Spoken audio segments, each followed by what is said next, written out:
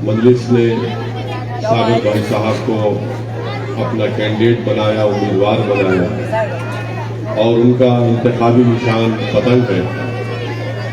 तो आप तमाम लोगों का बेहद शुक्रिया कि आपने इतनी बड़ी तादाद में आज के जलसे में शिरकत की और मुझे यकीन है कि आप तमाम लोगों की इतनी बड़ी तादाद में यहाँ पर आना न सिर्फ हमारे पार्टी के हौसलों को बुलंद करता है, बल्कि आपकी मौजूदगी इस बात का पैगाम देती है कि इंशाअल्लाह ताला जमालपुर विधानसभा से आप और हम मिलकर एक नई सियासी तारीख लिखेंगे।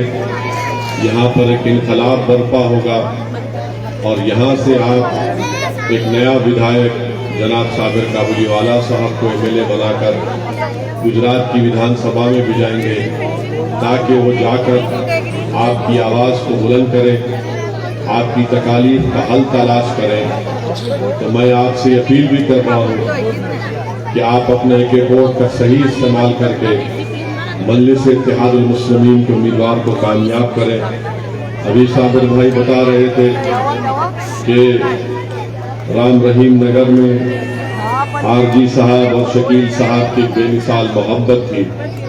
हमारी भी कोशिश यही है कि इसी तरह से हर समाज में न सिर्फ मोहब्बत बढ़े बल्कि उनके दिल भी मिले और ख़ास तौर से जब तक गरीब अवाम एक दूसरे के साथ नहीं खड़े रहेगी उनसे इंसाफ नहीं किया जाएगा। ये हमारे मुल्क की सियासत की हकीकत है। तो इसीलिए मेरी आप तमाम से गुजारिश है कि आप मिलकर रहिए और मजलिस आपके साथ खड़े रहेगी। आपको किसी से भी डरने और घबराने की जरूरत नहीं है। आप बेखौफ होकर 5 तारीख के दिन मजलिस के उम्मीदवार जनाब साबिर काबुलीवाला के पतंग के निशान पर वोट दीजिए। मेरी आपसे गुजारिश है कि आप जानते हैं कि राम रहीम नगर हो, बहरामपुरा हो, पिंकू टेक्सटाइल्स हो, अल्लाह नगर, संतोष नगर हो, यहाँ पर बहुत से मसले मसाइल हैं। यहाँ पर आप जानते हैं कि लाइट का बिल बहुत ज्यादा आता है। एक एक घर में गरीबों के पास 1000 रुपये के ऊपर लाइट का बिल आता है। यहाँ पर कांग्रेस ने आपकी इस बस्ती में, इस इलाके में कोई डेवलपमेंट और विकास का काम नहीं किया और अफसोस की बात की है कि इस राम रहीम नगर में बहुत से बच्चों को नशे की आदत डाल दी गई है। ये नशे की वजह से हमारे मासूम बेटे अपनी जवानी को बर्बाद कर रहे हैं। इनको इस नशे की बीमारी से बचाना है और ये जो नशा बेचते हैं, ड्रग्स बेचते हैं, इन लोगों को बड़े बड़े लोगों की सरपरस्ती हासिल है, जिसमें कांग्रेस के एमएलए साहब भी अपनी आंखें बंद कर लेते हैं जब यहाँ पर लोग नशा देकर बच्चों की जवानी को बर्बाद कर रहे हैं। पीने का साफ पानी आपको नहीं मिलता। आप अंदाजा लगाइए कि कांग्रेस का एमएलए है 5 साल से और आपको ये बुनियादी सहूलतें वो फराहम नहीं कर सका।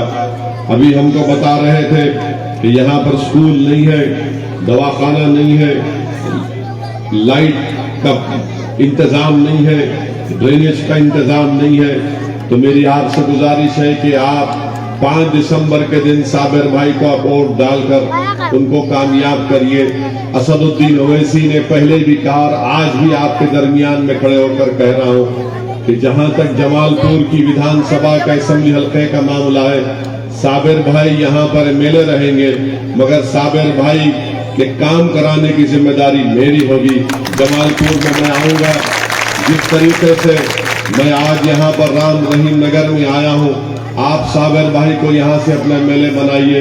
मेरी पूरी कोशिश होगी कि 1 महीने में कम से कम 2 मरतबा मैं इस विधानसभा में, इस विस्तार में आऊंगा, आपके गली कूचों में आऊंगा और आपसे पूछूंगा कि साबिर भाई एक एमएलए के तौर पर काम कर रहे या नहीं कर रहे। अगर आप बताएंगे कि काम नहीं हो रहा है तो उसी वक्त साबिर भाई को आपके सामने ये बोलकर आपकी जो तकालीफ है, आपकी जो पीने के पानी का मसला है, ड्रेनेज लाइन का मसला है, रोड का मसला है, स्ट्रीट लाइट नहीं है, ये तमाम मसाइल हल कराएंगे। स्कूल का मसला, दवाखाने का मसला, तो मेरी आपसे गुजारिश है कि आप एक मरतबा साबिर भाई को वोट दीजिए। असदुद्दीन ओवैसी जमालपुर की आवाम से वादा कर रहा है कि आपके डेवलपमेंट की जिम्मेदारी मेरी होगी। जमालपुर के एमएलए साबिर भाई जरूर होंगे, मगर जमालपुर की जिम्मेदारी असदुद्दीन ओवैसी की रहेगी। मैं ये भी बताना चाहूंगा कि आपके इस इलाके में, इस विधानसभा में बहुत से फैक्ट्रीज बंद पड़ी हुई है। 723 प्रिंटिंग फैक्ट्री बंद पड़ी हुई है। 11-12 महीने हो चुके, फैक्ट्री बंद हो चुकी है। हम पूछना चाहते हैं कि कांग्रेस के एमएलए ने क्या किया उन फैक्ट्रीज को खुलाने के लिए। आप यहां के एमएलए हैं, 723 फैक्ट्रियां बंद है। करीब 1.5 लाख के करीब लोग जो उसमें काम करके अपने घर में चिराग जलाते थे, आज वो बेरोजगार हो चुके हैं। उस फैक्ट्री के मालिक परेशान है क्योंकि फैक्ट्री की मशीन बंद पड़ी हुई है। जो बच्चे कंप्यूटर पर काम करते थे वो रोजगार से महरूम हो गए, उनको नौकरी नहीं है। मैं आपसे वादा कर रहा हूं कि आप साबिर भाई को अपने वोट से, अपने इत्तेहाद से, मोहब्बत से यहाँ का एमएलए बनाइए। हम जल्द से जल्द इंशाअल्लाह ताला उन फैक्ट्रियों को ओपन कराएंगे और फैक्ट्रियों को चालू कराने की जिम्मेदारी हमारी होगी, क्योंकि एसटीपी का प्लांट उसको शुरू करवाना है। 35 MLD का एसटीपी का प्लांट है। हमारी पूरी कोशिश होगी कि जल्द से जल्द वो एसटीपी का प्लांट शुरू हो जाए ताकि वो फैक्ट्रियां खुले। जब वो फैक्ट्रियां खुल जाएंगी तो उसमें जो 1 लाख 1.5 लाख के करीब लोग जो काम करके अपनी जिंदगी गुजारते थे, अपने बच्चों को पढ़ाते थे, अपनी माँ और बहनों का इलाज करवाते थे, आज वो लोग मकरूज हो चुके हैं। वो लोग परेशान हैं, अपनी जिंदगी से परेशान हैं। मैं उन तमाम लोगों से वादा कर रहा हूं कि आप साबिर काबुलीवाला को यहाँ किसी अपना एमएलए बनाइए। हम जल्द से जल्द इंशाअल्लाह ताला उन फैक्ट्रीज को खुलाने की कोशिश कर रहे हैं। मैंने पहले भी कहा कि आपकी फैक्ट्री खुलाने के लिए अगर हमको रोड पर निकल कर आना पड़ेगा, यहाँ कोई भी मुख्यमंत्री होगा उसके सामने जाकर, उसकी गाड़ी के सामने ठहर कर जमालपुर के फैक्ट्रीज खुलाने की जरूरत पड़ेगी तो असदुद्दीन ओवैसी इस रोड पर निकलकर अपने आप को अरेस्ट करवाएगा, एहतजाज करेगा कि गरीबों से इंसाफ होना चाहिए। आप बताइए कि 11-12 महीने से फैक्ट्रियां बंद पड़ी है, यहाँ पर कांग्रेस का एमएलए क्या करता है? कुछ भी नहीं करता, खामोश बैठे रहता।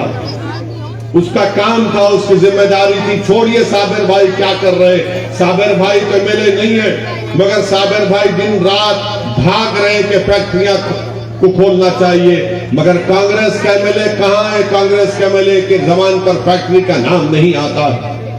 आप जानते हैं कि जब पूरे भारत में, पूरे गुजरात में, पूरे अहमदाबाद में जब कोविड से लोग परेशान थे, गरीब मर रहा था, दवाओं के लिए मर रहा था, ऑक्सीजन के लिए मर रहा था, जो मेहनत करने वाला लेबर तबका है वो निकलकर बाहर जाना चाहता था। उस वक्त में साबिर काबुलीवाला ने अपनी जान को खतरे में डालकर कोविड में जो काम जमालपुर में साबिर काबुलीवाला ने किया, कांग्रेस के एमएलए तो भाग गया था, यहां से दिख नहीं रहा था। आज असेंबली का इलेक्शन आया तो आज आकर कांग्रेस के लोग और कांग्रेस के एमएलए कहता है कि मेरी झोली में वोट डाल दो, मुझे कामयाब करो। मगर आपको याद दिलाना चाह रहा हूं कि आपकी फैक्ट्रियां बंद हो गई, कांग्रेस का एमएलए उसको खुलवा नहीं सका। कोविड में आप परेशान थे, कांग्रेस का एमएलए जमालपुर से भाग गया।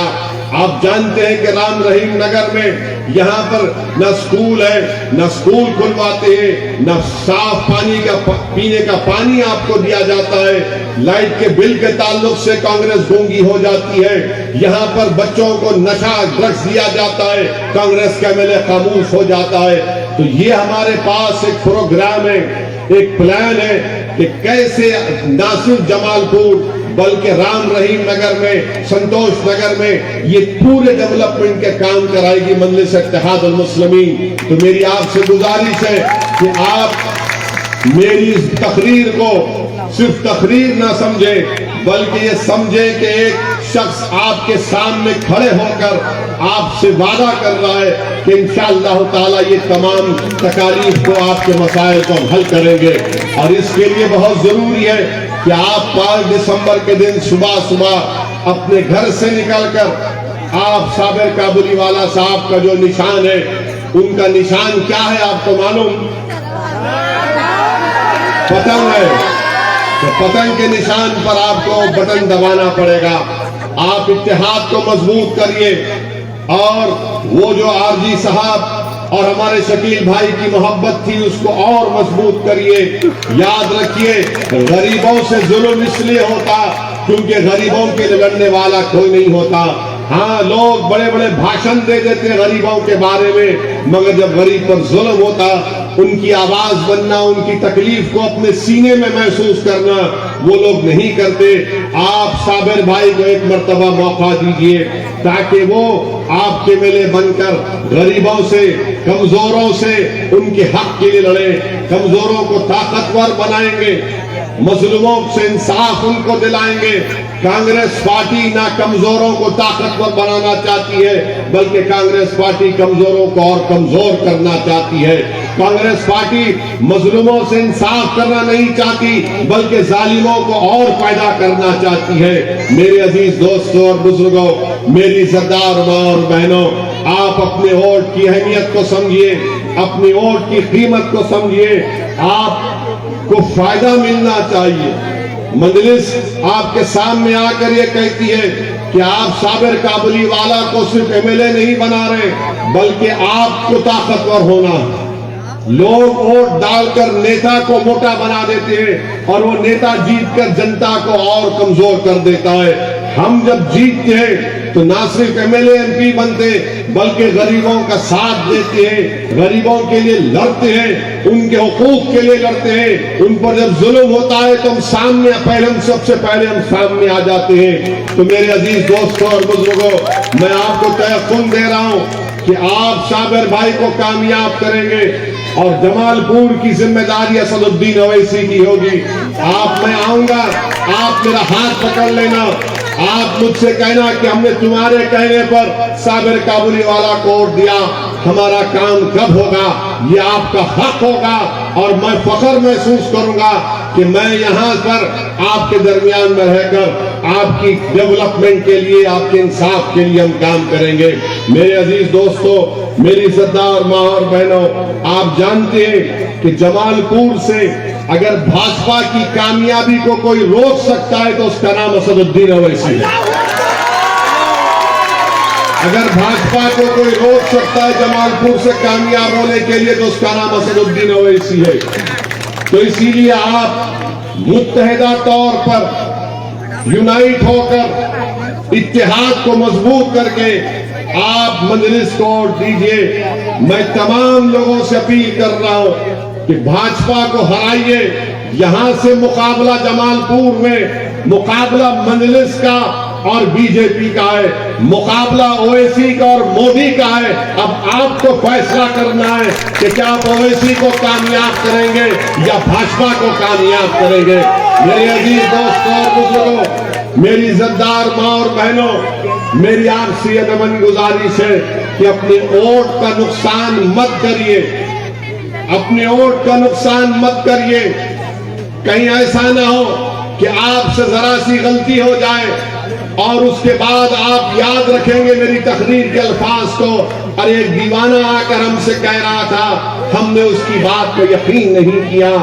आप एक मर्तबा असदुद्दीन ओवैसी की बात का यकीन करिए। जमालपुर में आप देखेंगे कि कैसे तेजी से डेवलपमेंट और विकास का काम होगा। मैं जानता हूं साबिर काबुलीवाला साहब को, और साबिर काबुलीवाला साहब भी मुझे जानते हैं कि जब मैं किसी के पीछे पड़ जाता हूं तो उनको चैन से बैठने नहीं दूंगा। आप कामयाब करो साबिर भाई को, मैं साबिर भाई को चैन से नहीं बैठने दूंगा।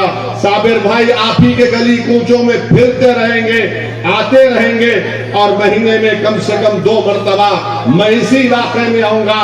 और हमारे भाई जो बल्दिया के इलेक्शन लड़े थे मगर 100 वोट से वो नाकाम साबित हुए, हबीब भाई इमामुद्दीन शेख साहब, वो और हम मिलकर साबिर भाई का जीना हराम कर देंगे। एक बार आप कामयाब कर दो, साबिर भाई को खूब काम कराएंगे। साबिर भाई को हम बाउंसर मारने नहीं देंगे, साबिर भाई को यहीं बिठाकर आपका काम करवाएंगे और आप बोलेंगे कि हाँ, जो हमसे वादा किया गया था वो पूरा हुआ। मेरे अजीज दोस्तों और बुजुर्गों, दूसरी अहम बात जो मैं आपके सामने रखना चाहता हूं कि भाजपा के लोग बोलते हैं कि गुजरात को मोदी ने बनाया। अब आप बताइए कि गुजरात में 20 जिलों में सिटी स्कैन की मशीन नहीं है। 33 में से 20 जिलों में अस्पताल में सिटी स्कैन की मशीन नहीं है। मोदी जी, आपको फोटो लेने का इतना शौक है मगर सिटी स्कैन आपने नहीं लगाया। आप देखिए, मोदी जी और कैमरे के बीच में कोई भी नहीं आ सकता। अगर आ गया तो बोलते हैं, मगर गुजरात के 33 जिलों में से 20 में सिटी स्कैन नहीं है। 28 डिस्ट्रिक्ट में MRI की मशीन नहीं है। अगर ये मशीन होती तो कोविड में जो लोग मर गए बच जाते थे। कोविड में जो लोग मर गए इसीलिए मर गए कि सिटी स्कैन अगर करते तो मालूम होता कि उनके लंग्स, उनके फेफड़े कितने खराब हो चुके हैं। मगर आप कहते हैं कि गुजरात आपने बनाया। क्या बनाया आपने? आपको मालूम, गुजरात में सुपर स्पेशलिटी डॉक्टर्स होते हैं 1390। उसकी जरूरत है सुपर स्पेशलिटी डॉक्टर की। तो भारत के प्रधानमंत्री जो आज कह रहे हैं कि गुजरात को मैंने बनाया, कितने आपने डॉक्टर उसमें से अपॉइंट किए? 1390 में से सिर्फ 13 काम कर रहे हैं। सुपर स्पेशलिटी के डॉक्टर अगर रहेंगे ये गवर्नमेंट के अस्पतालों में तो गरीब का फायदा होगा। गुजरात को भाजपा कहती है कि मोदी ने बनाया। आपको मालूम कि मोदी की हुकूमत खुद कहती है कि अगर कोई गरीब गवर्नमेंट के अस्पताल में जाता है तो सबसे ज्यादा उसकी जेब से जो पैसा खर्चता है उसमें गुजरात का नंबर आता है। प्राइवेट दवाखाने में नहीं, गवर्नमेंट के दवाखाने में जाता है तो आउट ऑफ पॉकेट एक्सपेंडिचर उसका सबसे ज्यादा हो जाता है। आप बताइए फिर कौन सा विकास गुजरात में हुआ है? भाजपा वाले कितना झूठ बोलेंगे। मैं ये डेटा दे रहा हूं, अगर कोई इनकार करेगा तो बताओ, वक्त बताओ, बैठकर 10-10 मिनट बात कर लेंगे। तुम 5 मिनट में अपनी चप्पल बगल में रख के भाग जाओगे। आपने क्या किया गरीबों के लिए? आपने गरीबों के लिए कुछ नहीं किया और बड़ा बड़ा भाषण देते, लंबा लंबा छोड़ते, हमने ऐसा कर दिया, हमने वो कर दिया। क्या किया आपने बताओ? यहां पर साफ पीने का पानी नहीं है। 27 साल में तुमने पीने का पानी साफ नहीं दिलाया यहां पर पीने के लिए। स्कूल नहीं है, ड्रेनेज लाइन नहीं है। क्यों नहीं है? अगर दूसरे इलाकों में अगर आता है तो इस बस्ती में क्यों नहीं आता? क्या इस बस्ती में बसने वाले अगर गरीब है, मजलूम है, मुसलमान है, दलित है तो उसको नजरअंदाज करके रख दिया जाएगा और सिर्फ दौलतमंदों के इलाकों में काम होगा, गरीबों के इलाके में काम नहीं होगा? मेरे अजीज दोस्तों और बुजुर्गों, यहाँ के एमएलए कमजोर है, उसको लड़ना नहीं आता, उसको कॉम्प्रोमाइज करना आता है। वो अगर कोई लड़ने वाला होगा तो काम कराएगा, आपके लिए लड़ेगा। और मुझे यकीन है कि सादर काबुलीवाला को इंशाअल्लाह अगर अल्लाह कामयाब करेगा आपके दुआओं से और आपके वोट से, तो यकीनन ये तमाम नाइंसाफियां खत्म किए जाएंगे। मेरे अजीज दोस्तों और बुजुर्गों, मुझे ये भी बताया गया कि रिवर फ्रंट के पास जितने मकानात थे डेवलपमेंट के नाम पर तोड़ दिया गया और EWS क्वार्टर्स बना दिए। और ऐसे क्वार्टर बनाए मोदी जी ने कि कभी भी गिर जा सकते हो, इतने कमजोर बनाए। अच्छा, बेवाओं को पेंशन मिलता? बेवाओं को पेंशन मिलता यहाँ पर? मिलना चाहिए, मिलना चाहिए। आप बताइए फिर गुजरात में आप कहते हैं कि हमने गुजरात बनाया, गरीबों को अनाज नहीं मिलता। BPL का इतना बड़ा नंबर लिख दिए मगर गरीबों को कुछ अनाज नहीं मिलता। ये आपके मसले, ये मसलों का अगर आप हल चाहते हैं तो आप मजलिस का साथ दीजिए। और मैं आपसे कह रहा हूं कि ये चुनाव हम बगैर किसी का से खौफ खाए डरे चुनाव लड़ेंगे। आप खुलकर काम करिए, आपको डरने और घबराने की जरूरत नहीं है। किसी से मत डरिए, सिर्फ अल्लाह से डरिए। इंसानों से डरना आपका और हमारा काम नहीं है। हम ना इंसानों से डरते हैं, ना हैवानों से डरते हैं, ना जालिमों से डरते हैं, क्योंकि हम जो वक्त लिखा कर लेकर आए उसी वक्त तक रहेंगे। जब टाइम खत्म हो गया तो सबको जाना है, कोई ज्यादा दिन नहीं रहने वाला यहाँ पर। ज्यादा कोई शान पत्ती करेगा मैं ऐसा हूं, कुछ भी नहीं होगा। अलेक्जेंडर आदि दुनिया को फतेह किया मगर दुनिया से जाना पड़ा। बड़े बड़े बादशाह मगर दुनिया से जाना पड़ा। सब जाएंगे, मैं भी जाऊंगा, मगर जब तक हम जिंदा रहेंगे हम गरीबों के लिए लड़ते रहेंगे, मजलूमों के लिए लड़ते रहेंगे, आप पर आंच आने नहीं देंगे, आपकी तरक्की के लिए लड़ते रहेंगे। इस बात का वादा मैं आपके दरमियान में खड़े होकर आपसे कर रहा हूं। मेरे अजीज दोस्तों और बुजुर्गों, मेरी इज्जतदार मां और बहनों, भाजपा बीजेपी कहती है कि गुजरात बना दिया। अरे मोरबी का ब्रिज कौन बनाए थे? कौन बनाए थे मोरबी का ब्रिज? मोदी जी।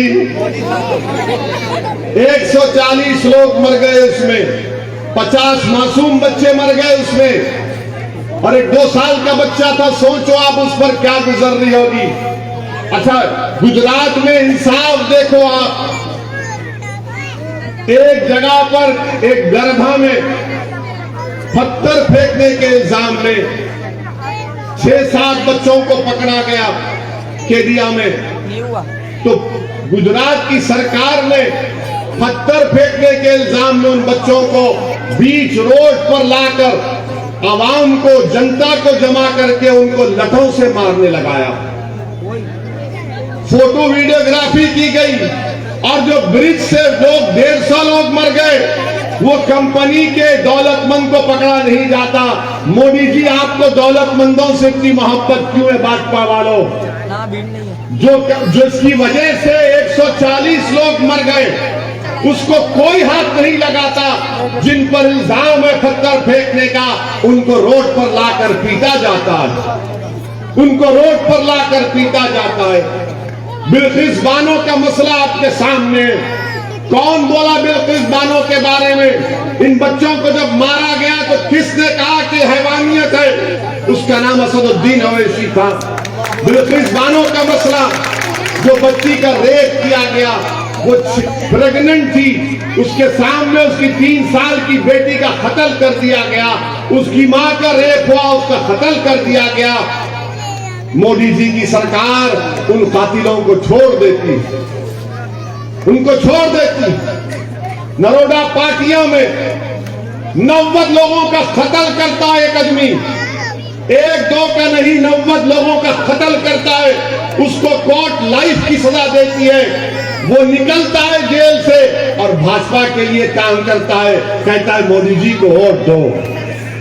एक कातिल काम करेगा जिस पर 90 लोगों को कत्ल करने का इल्जाम है।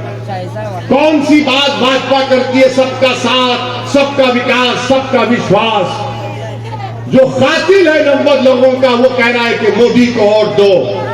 तो किससे इंसाफ होगा?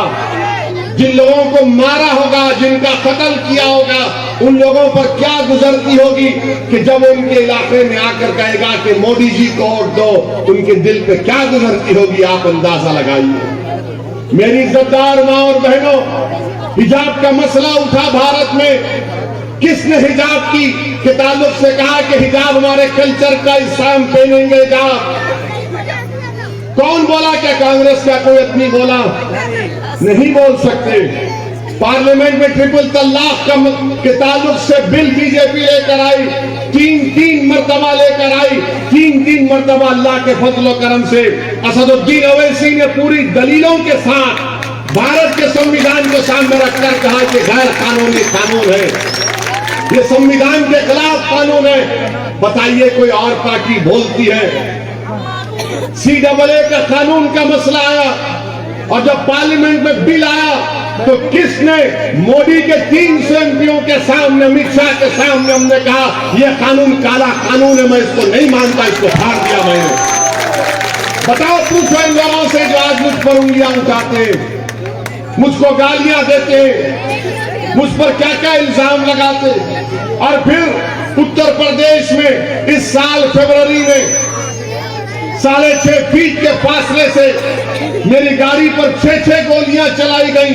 ये अल्लाह का करम था कि अल्लाह ने कह दिया, फैसला कर लिया था कि उस दिन मैं नहीं मरूंगा। गोलियां चलाने वाले कौन थे? वो भाजपा के चाहने वाले थे। इसके बावजूद भी हम पर इल्जामात लगते, गोलियां हमारी गाड़ी पर चलती है।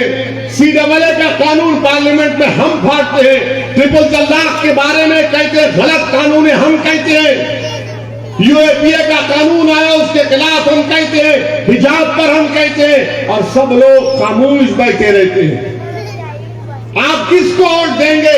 जो खामोश बैठे हैं, जो आपके लिए लड़ेगा उसका आप साथ देंगे। इसका फैसला 5 तारीख को आपको करना है। इसका फैसला आपको करना है। अगर जो खामोश बैठे रहते हैं, अगर आप उनका साथ देंगे तो याद रखिए आपका फैसला होगा। मगर कहीं खुदा ना खास्ता आगे जाकर हमको हमेशा के लिए खामोश ना कर दे। तो आपको लड़ने वालों की जरूरत है। आपको अपनी आवाज को बिछाना है। गुजरात के विधानसभा में आप साबिर काबुलीवाला को एमएलए नहीं बना रहे, आप अपनी आवाज को गुजरात के विधानसभा में बिछा रहे। हम सिर्फ 13 सीट पर लड़ रहे हैं। लोग बोलेंगे और मीडिया के लोग पूछते, अरे ओवैसी साहब आप सिर्फ 13 क्यों लड़ रहे हैं? क्या फर्क पड़ जाएगा? गुजरात में तो 182 असेंबली की सीटें हैं। क्या हो जाएगा अगर 5-6 जीत कर आ जाएंगे? तो हम उनसे एक ही जवाब उनको देते हैं कि भारत की पार्लियामेंट में 540 के करीब लोकसभा की सीटें हैं, जिसमें 303 भाजपा के हैं और मजलिस के 2 हैं। और जब इन 2 में से एक 6 मिनट की तकरीर के लिए खड़ा हो जाता तो भाजपा के 300 एमपियों के पेट में सर में दर्द शुरू हो जाता।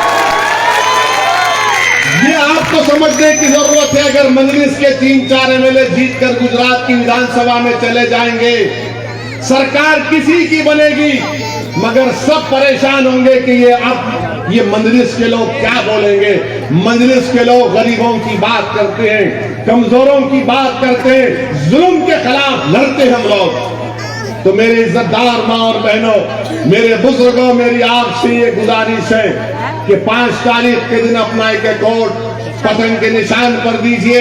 अब ये कांग्रेस वाले, अब कांग्रेस बहुत कमजोर हो चुकी है। कांग्रेस बहुत कमजोर हो चुकी है। 27 साल से नरेंद्र मोदी इनको चाय पिला पिला कर हरा रहे हैं। 27 साल से नरेंद्र मोदी कांग्रेस के लोगों को चाय पिला पिला कर हरा रहे हैं। और चाय में मेरे ख्याल से चाय कम होती, दूध और मलाई ज्यादा होता। तो कांग्रेस जिम्मेदार है 27 साल से अगर भाजपा गुजरात में जीत रही है तो। मगर कांग्रेस के लोग क्या बोलेंगे? नहीं नहीं, ओवैसी आने की वजह से भाजपा जीतेगी। बोलते हैं ना, ये वोट काटेगा। अरे मैं काटने नहीं आया हूं, मैं मिलाने आया हूं, हक लेने आया हूं गरीबों का। अब 182 में से अगर हम 13 लड़ रहे हैं तो बचे 169, बचे ना। आप पूरे जीत जाओ, कौन रोक रहा आपको? आप नहीं जीत पाएंगे। और बोलते हो ऐसी भड़काऊ भाषण देता है। अभी कोई मीडिया के लोग हमारे इंटरव्यू लेकर गए, बोले लोग आपको भड़काऊ भाईजान बोलते हैं। मैंने कहा भड़काऊ के तक समझ गया मैं, मगर अगर भाईजान बोलेंगे तो रिश्ता नाजुक हो जाएगा, याद रखना।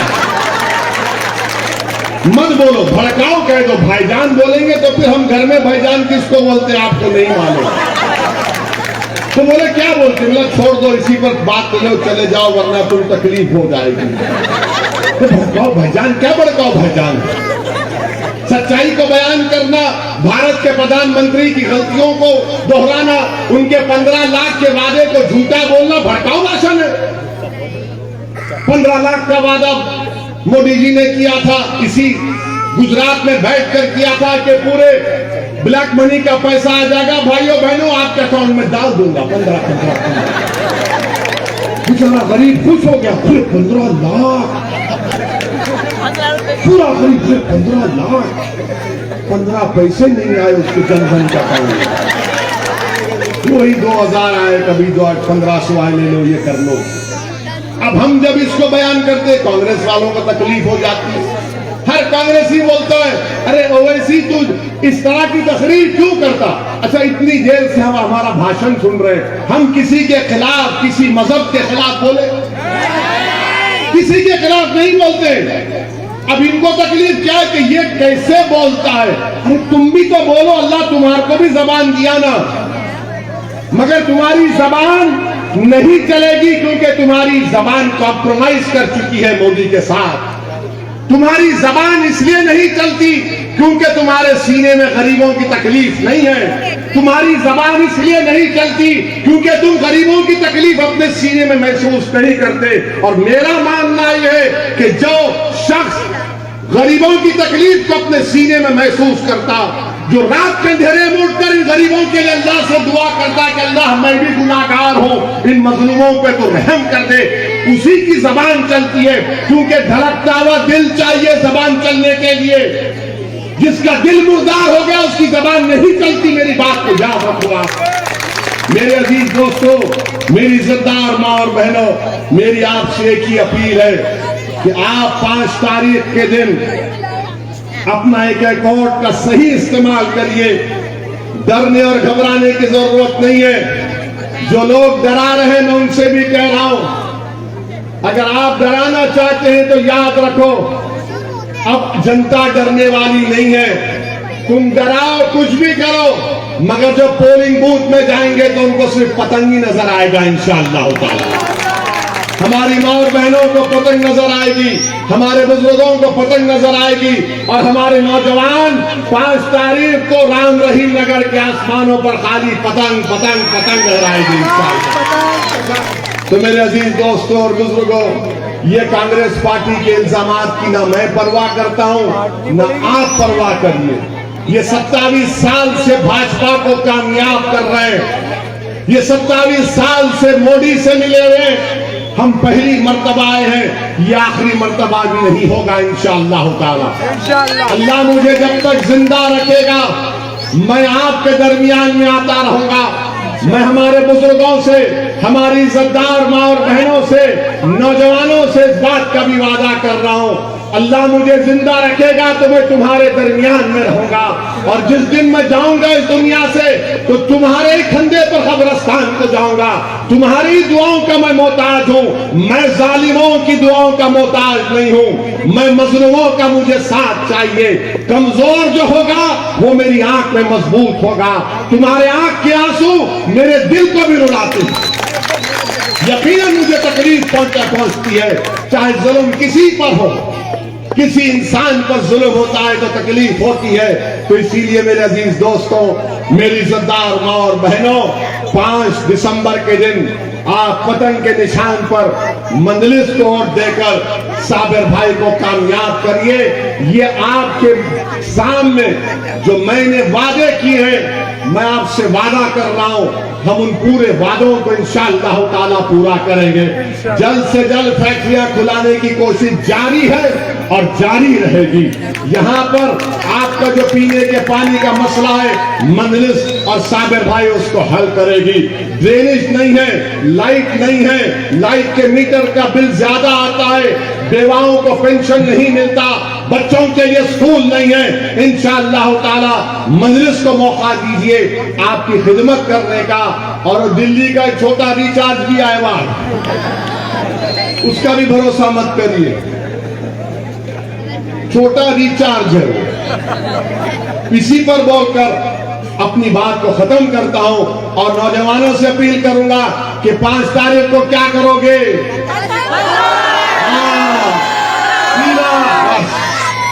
बहुत बहुत शुक्रिया। अस्सलाम वालेकुम व रहमतुल्लाहि व बरकातहू।